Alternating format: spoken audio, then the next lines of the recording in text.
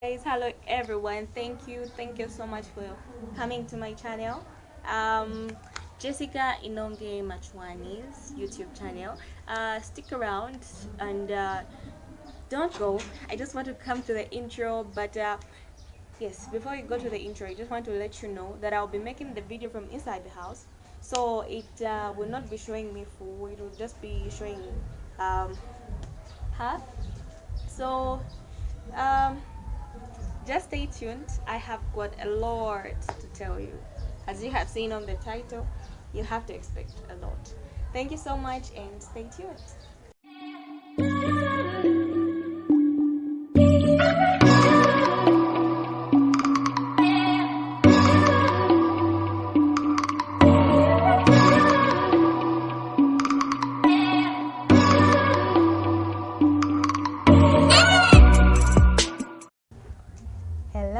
Hello once again. Welcome to my channel.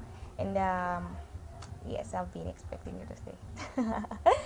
First of all, I want to say thank you to my new subscribers, those who have subscribed a long time ago, and much. I am grateful for your support. And I want to mention my grandmother, Juliet Kangwa, Mrs. Juliet Kangwa. She's an amazing woman, and she has been my support system, and she has really helped me. She is one person who has really believed in me and has helped me to overcome a lot of things in my life. So I am so grateful for her and all the people who have encouraged me and taught me all the things that I need to know and the things that I am still knowing.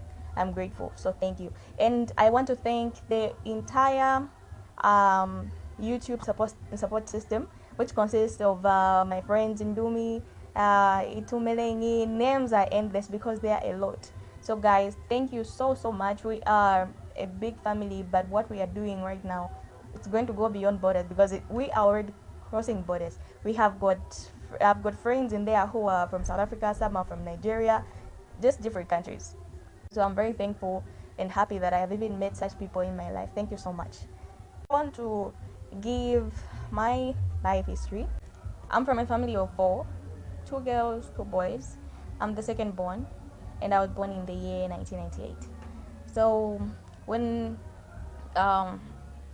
it was almost a year after I was born, my mother conceived, and because of that, it was not easy for her to start raising another child when she already had another baby.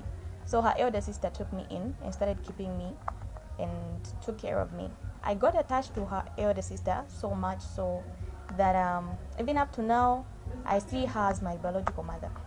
So I lived with her from my early childhood until when I was 12. That was in 2011. I started living with my mother and my other siblings.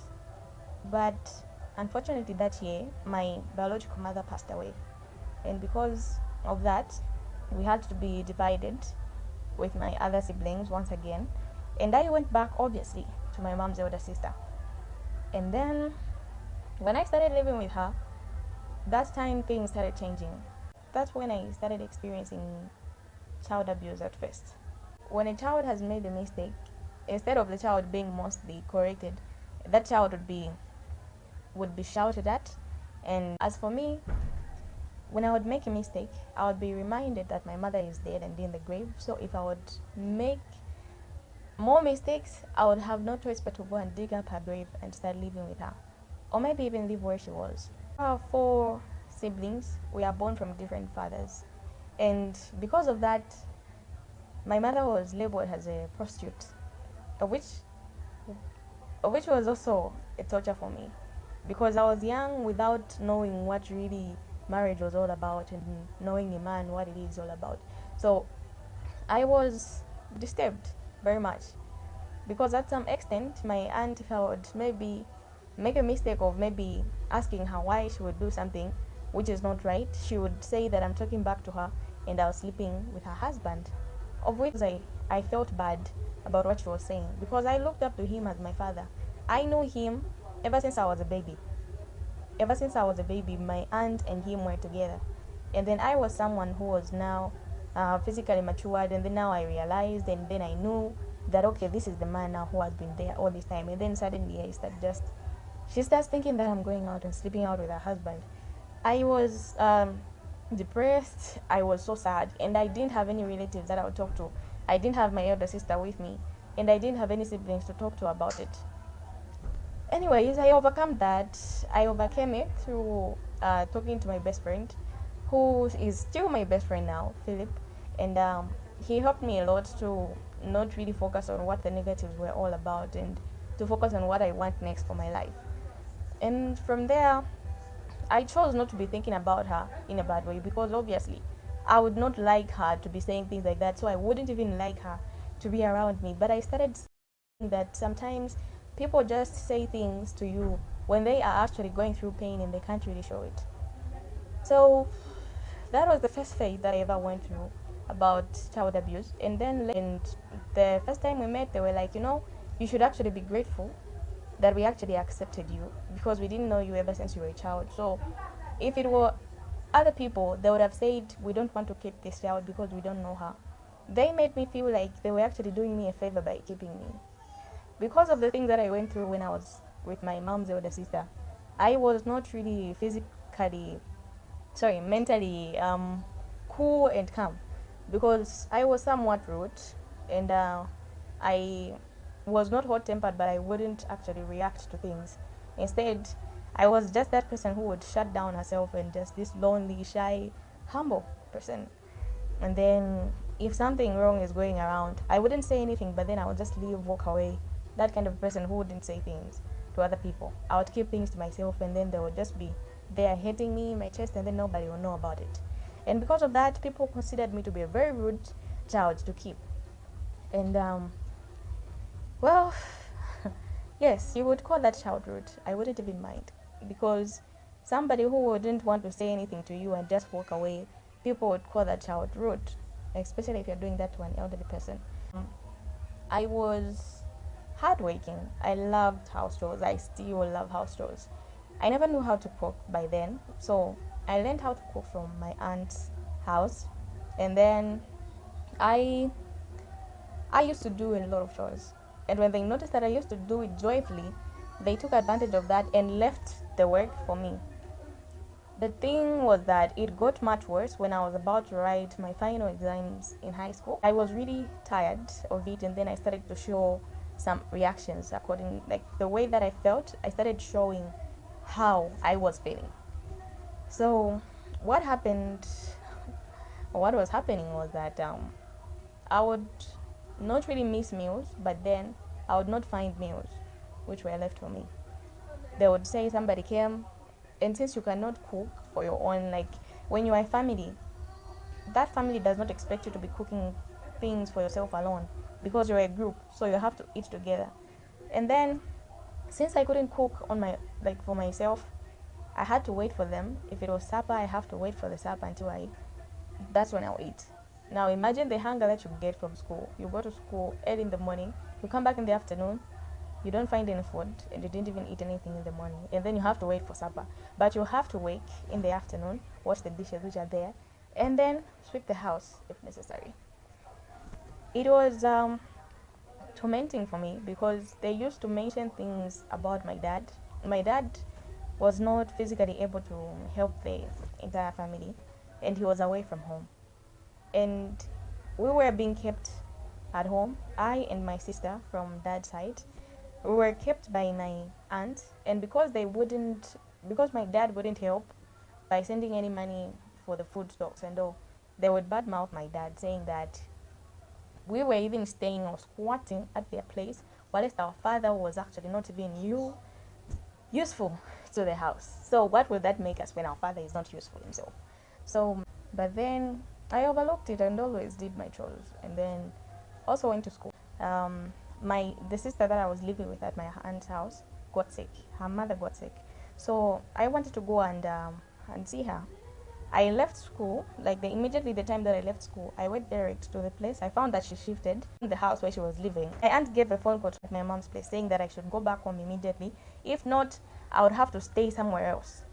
Now, I was like, I've come to see someone who is sick. I'll be coming. Since you know that I'm here, I'll be coming. And then they just cut the call. I went to see my mom. She was not there.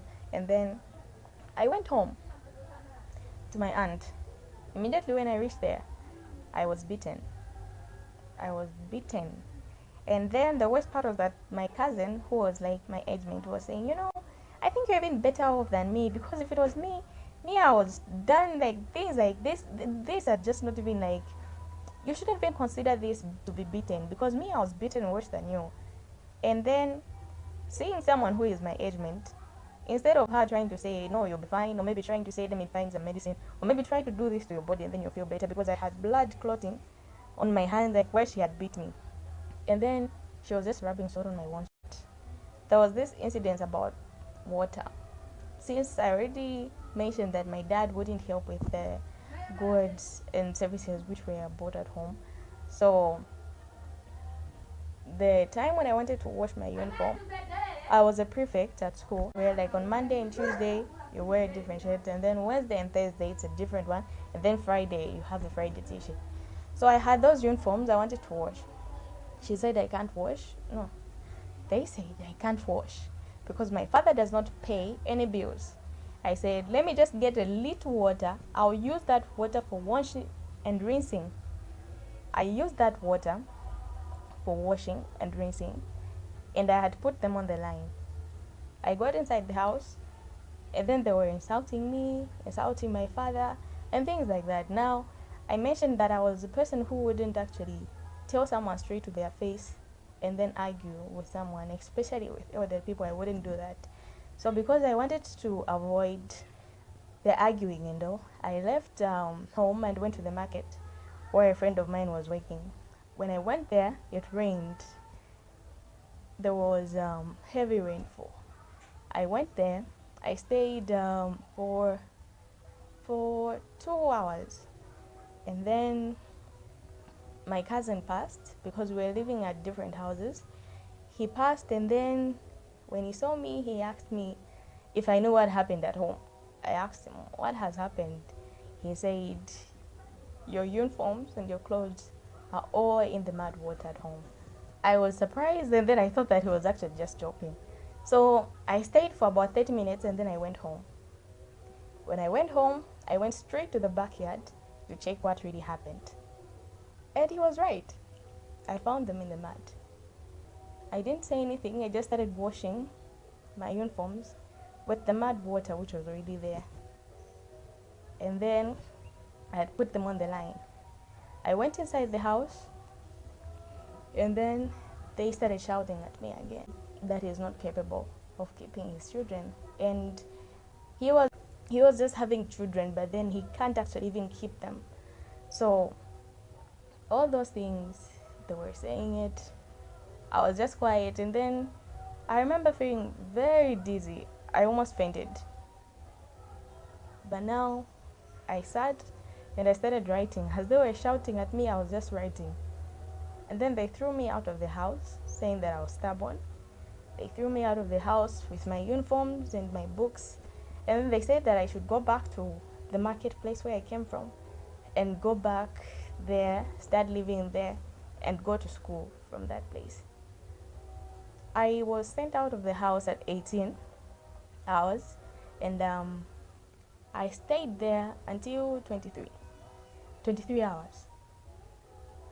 And then I had another cousin who was a drug addict, and he came from I don't know where at 23 as well.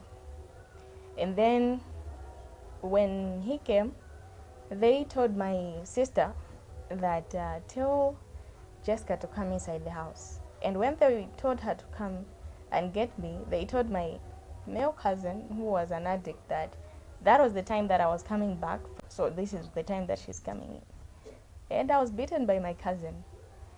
I don't know if you can imagine being beaten by someone who is an addict and then a guy.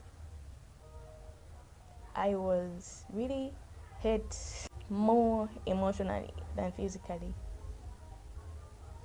They were even watching as he was beating me, saying that this is how you should be treated now, because you are not listening, you are stubborn, and then you are going out with me, so you think that it's okay for you now to be not listening.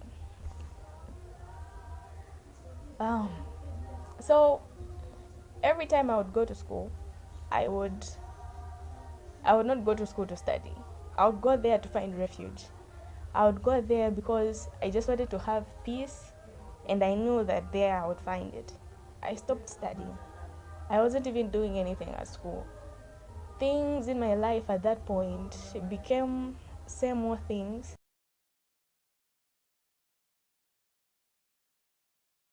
There was nothing to hope for. I didn't even have any dreams at that point.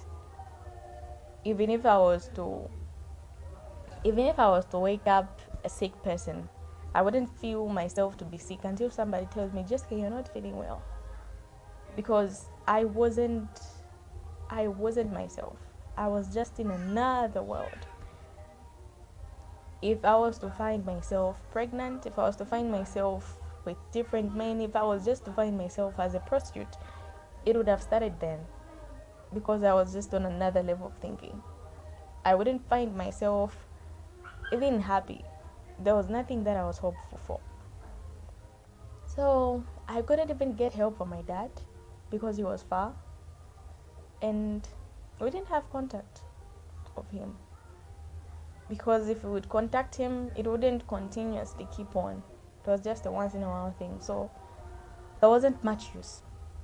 So how did I even get myself on my feet? I started reading the Bible. I started reading godly things.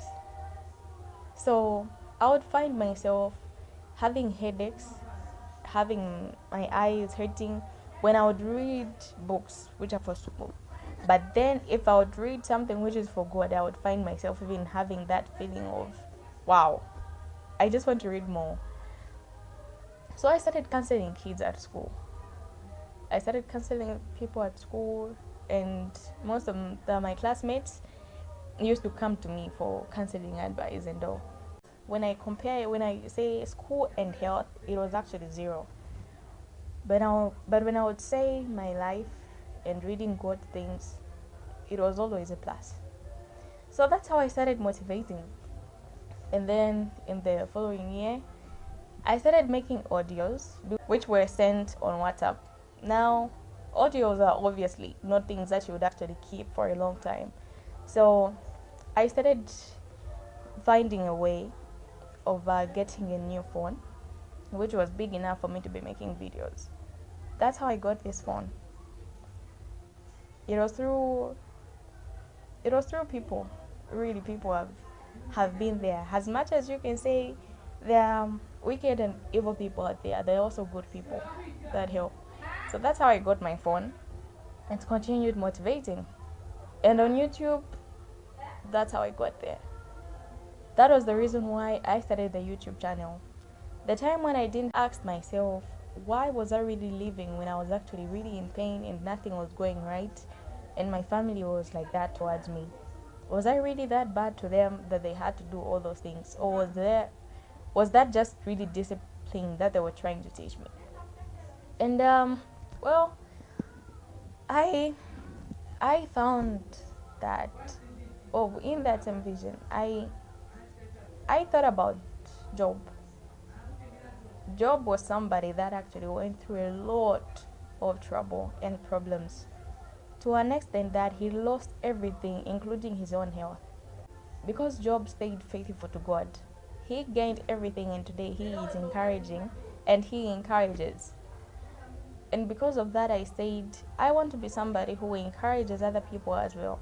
Because as much as I am someone who is helpless, there is somebody who is passing through something worse than me, and they think of doing worse things to themselves than I can even imagine. So I started everything because I wanted to be that person to help people who would go something similar than mine or something even worse than mine. I wanted to be that person who would bring out my story, and then somebody would say, you know what, I never looked at this like that way. God is really there to give you strength, not only through the people that you have around, but even the people that you have far. So I don't resent my family, my aunts. I don't resent them. I I have a good relationship with them now. I don't stay with them, but I usually visit them. I frequently visit them. And I don't even have any regrets of whatsoever that they did. Because whatsoever that they made me go through, they gave me strength to talk and to even have courage. Because I was somebody who was actually not this. Like this. And the same goes to my mom's elder sister. Have this experience so that somebody else will learn from it. And I'm grateful for that. So, what I have learned through everything that I have gone through, especially through my family members and my relatives, is that no matter what you do to your relatives, they are still the most important part about your life. Because whatsoever that you choose to do, no matter what you choose to have with them, you are still going to be needing them or them needing you. Like they say in Bemba, which means who is going to keep the other is not known. So I have learned that yes, there are a lot of struggles in a family, but there is also a way that you can always discipline a child. That's my history. Do this song for you, all of you guys, all of you people who are listening. Yeah, you're a superstar. Yeah, you're a superstar. Yeah, you're a superstar. Yeah, you're a superstar. Thank you so much, and much love.